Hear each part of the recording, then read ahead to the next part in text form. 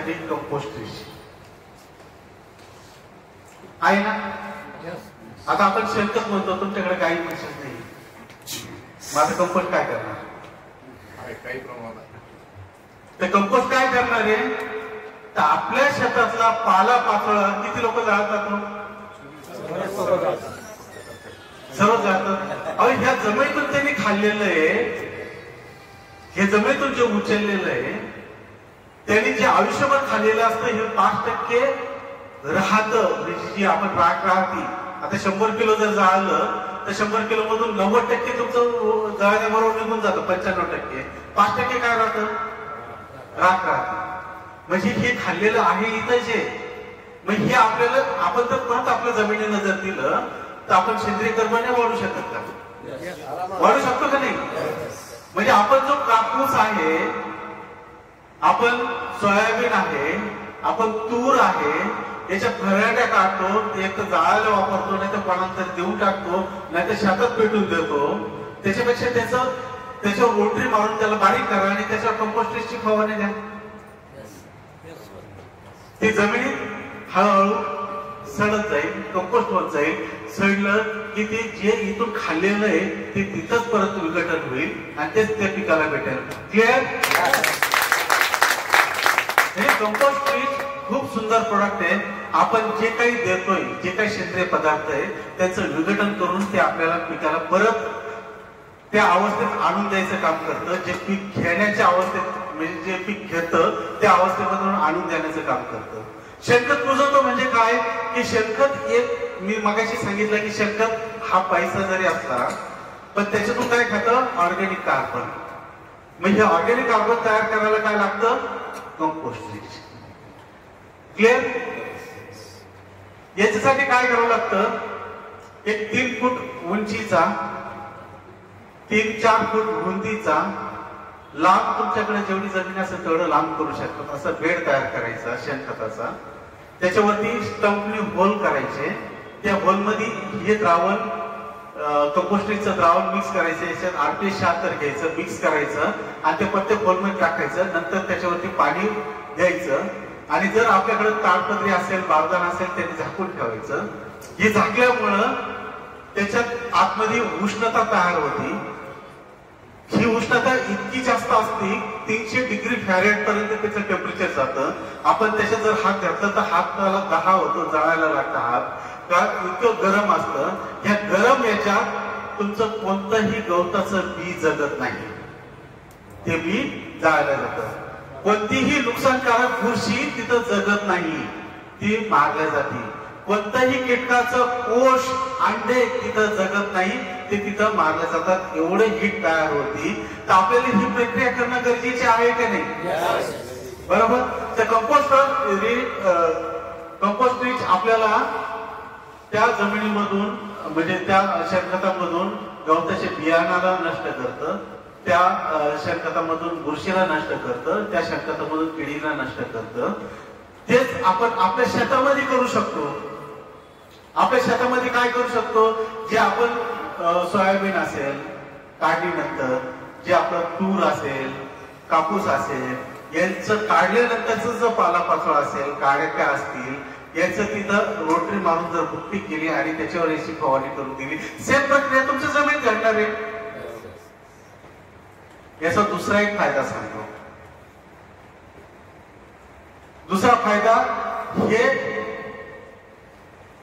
Composting bacteria ही उष्णता तयार करणारे जीवाणू, वेगवेगळे जीवाणू, हे जीवाणू जर थंडीच्या काळामध्ये आपण ड्रिपनी, ड्रेंचिंगनी किंवा पाण्याच्या माध्यमातून जर दिलं, त्याचे थंडीत होणारे नुकसान असतात ना, ते आपण कमी करू शकतो.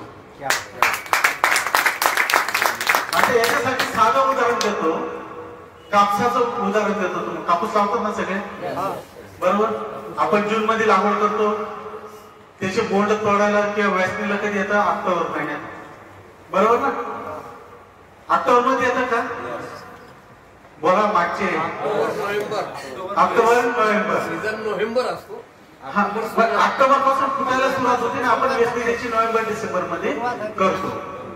आता मी तुम्हाला मागच्या याच्यात घेऊन जातो.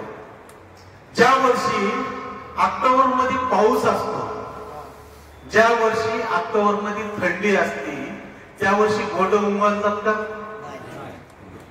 ते असं बारीक तोंड बाहेर काढलेलं, ते त्याच्यामध्ये पाणी गेलं की ते खराब होतं. आपण वाट पाहतो कधी फुटलं पाहिजे. हे फुटलं तर मी त्याला ऍटलिस्ट माझ्या घरात तरी आणेल, तर वाचेल, मला 2 पैसे तरी मिळतील. वाट पाहतो म्हणे पा. ज्या वर्षी ऑक्टोबर हीट असते, स्वच्छ प्रकाश असतो, उष्णता असते, त्यावेळेस हिरो बोट सुद्धा फुटून मोकळं झालेलं असतं. बरोबर? हिरो बोट कच्चं बोट सुद्धा फुटलेलं असतं. आपण म्हणतो अरे यार कच्चं बोट हे आता कसं विकू? बरोबर आहे? काही चुकतंय माझं? घडतंय असं? घडतंय. ज्या वर्षी थंडी असेल, ज्या वर्षी पाऊस पडत असेल, ज्या वर्षी ढगाळ वातावरण असेल, त्यावेळेस तुमचं बोट फुटत नसतील, म्हणजे जमीन थंड पडलेली, जमिनीला थोडीशी उष्णता जर हीट तयार करायची असेल तर कंपोस्ट हीट तुम्ही जमिनीतून द्या. ही जमिनीतून दिल्यानंतर हे जीवाणू तुमचं हळूहळू उष्णता तयार करून देतं. मग त्या अवस्थेमध्ये तुम्हाला ते बोट कम्प्लीट फुटताना दिसतील, कम्प्लीट वेस्ट नाही करता. आपण टायमर आपलं पीक आपल्या घरामध्ये घेऊन जाऊ शकतो, ज्याच्यातून होणारं नुकसान आपण टाळू शकतो.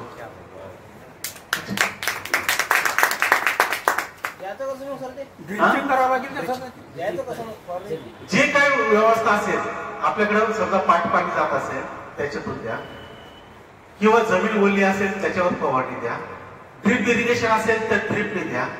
म्हणजे तुम्हाला जी व्यवस्था योग्य वाटते, फक्त त्याला वल गरजेचं आहे. जमीन ओली असणं गरजेची, जमीन कोरडी नसावी. क्लिअर?